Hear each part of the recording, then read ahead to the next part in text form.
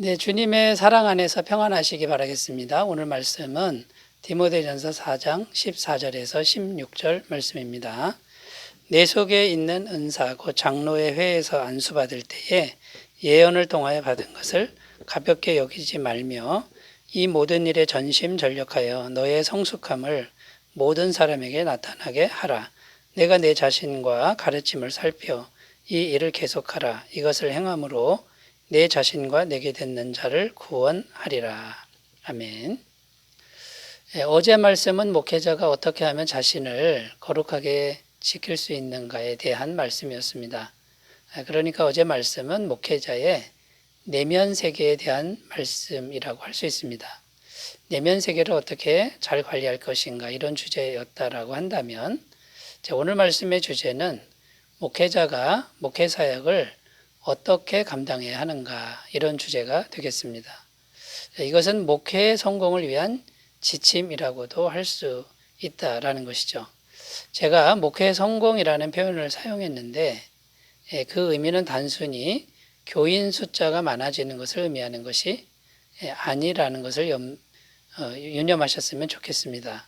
실제로 구원받은 사람들의 숫자가 많아지는 것이 진정한 목회의 성공이지 단순히 사람만 많아지는 그런 것은 아니다라는 것이죠.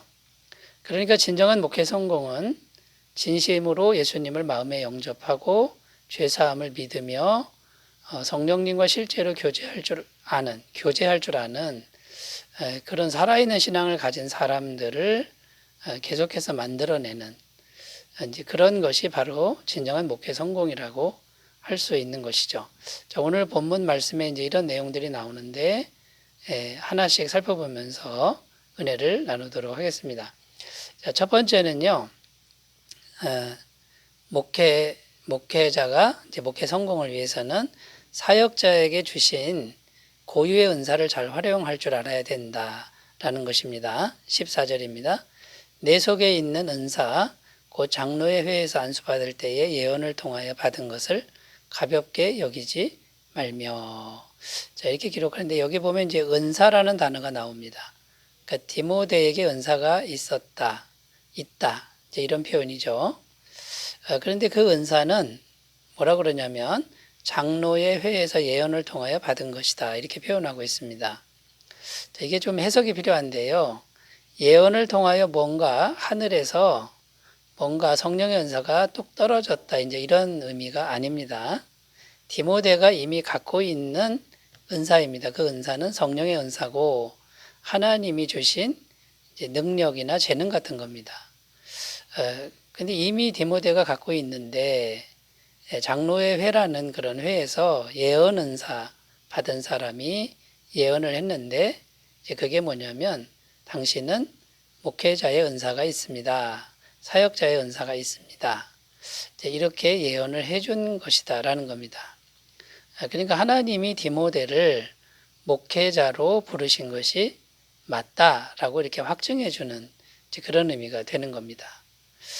그런데 여러분, 이렇게 예언의 은사를 통하여 이 목회자의 은사가 있다는 것을 확증하는 것이 왜 중요하느냐, 이제 그런 질문을 할 수가 있겠죠. 여러분, 이것이 맞다면 하나님이 디모데를 목회자로 부르신 것이 맞다면 반드시 디모데가 목회하는 현장에는 하나님이 함께 하신다라는 겁니다. 하나님이 함께 하시면 반드시 열매와 성장이 나타나게 되어 있다라는 것이죠.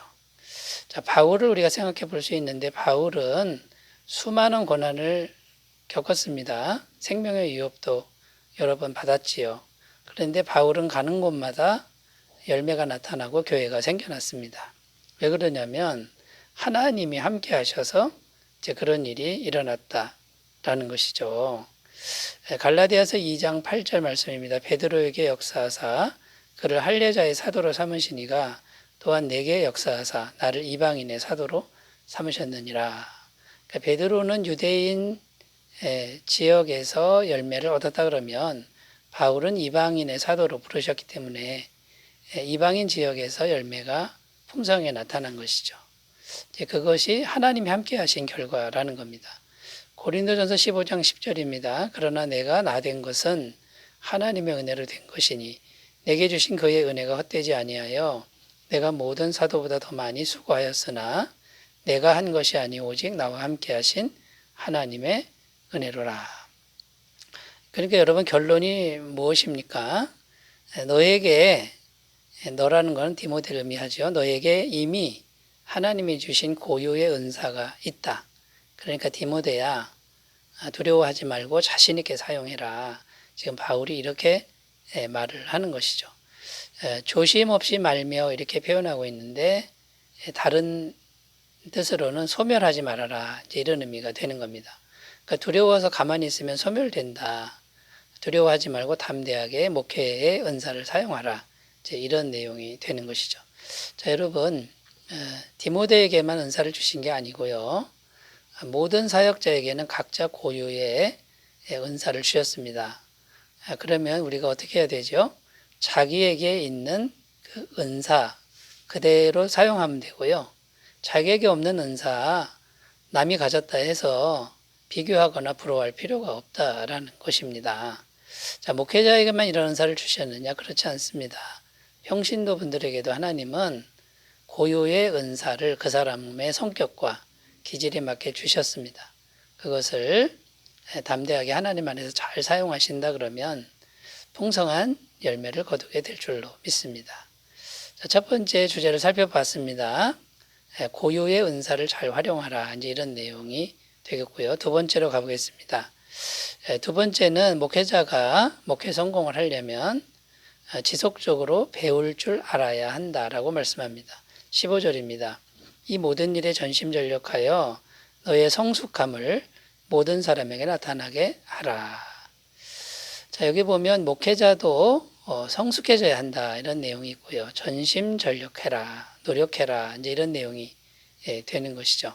자, 목회자의 성숙이 왜 중요할까요? 첫 번째 의미는 목회자가 성숙하려고 할 때 그 마음이 겸손함을 나타낸다라는 겁니다. 이 겸손해야 은혜를 받게 되는 거죠. 그리고 겸손해야 배우려는 마음이 생기는 겁니다. 교만한 사람은 배우려고 하지 않는다는 거죠. 에베소서 4장 13절입니다. 우리가 다 하나님의 아들을 믿는 것과 아는 일에 하나가 되어 온전한 사람을 이루어 그리스도의 장성한 분량이 충만한 데까지 이르리니.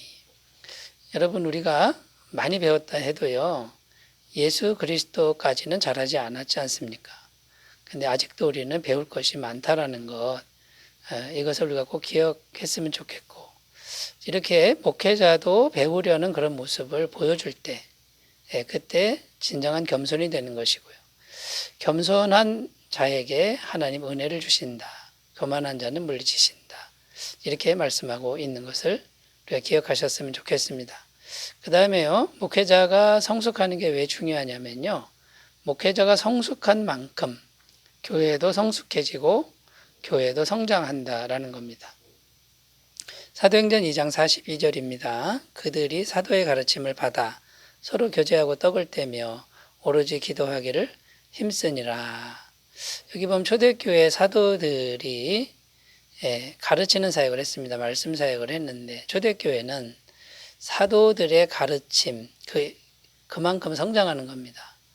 사도들이 성령 충만하고 능력 충만했기 때문에 지구상에서 초대교회만큼 성령 충만하고 사랑 충만한 공동체가 없었습니다.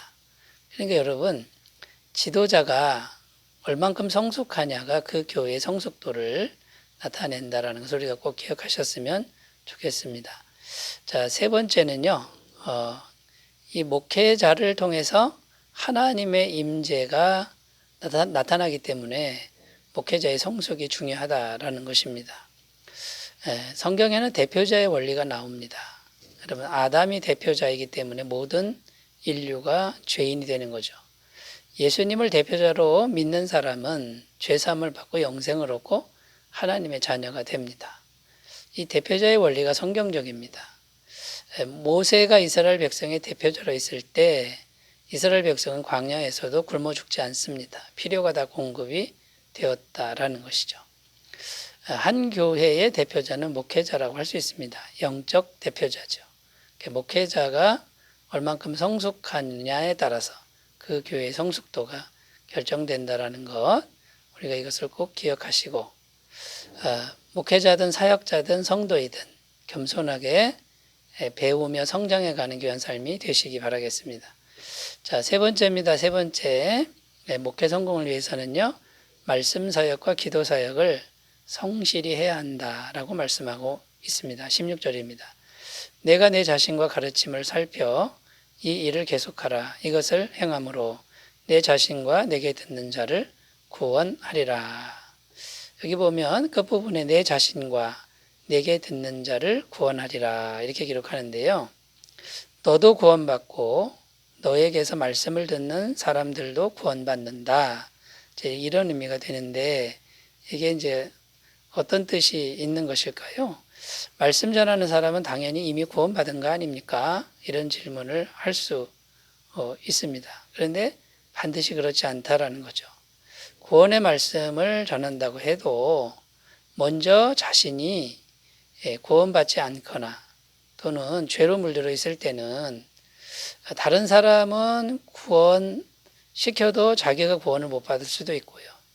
또 자기가 전하는 말에 능력이 없으니까 자기도 구원 못 받고 남도 구원 못 받게 하는 이런 일이 생길 수가 있다는 겁니다. 죄가 가로막혀 있기 때문에 그런 것이죠.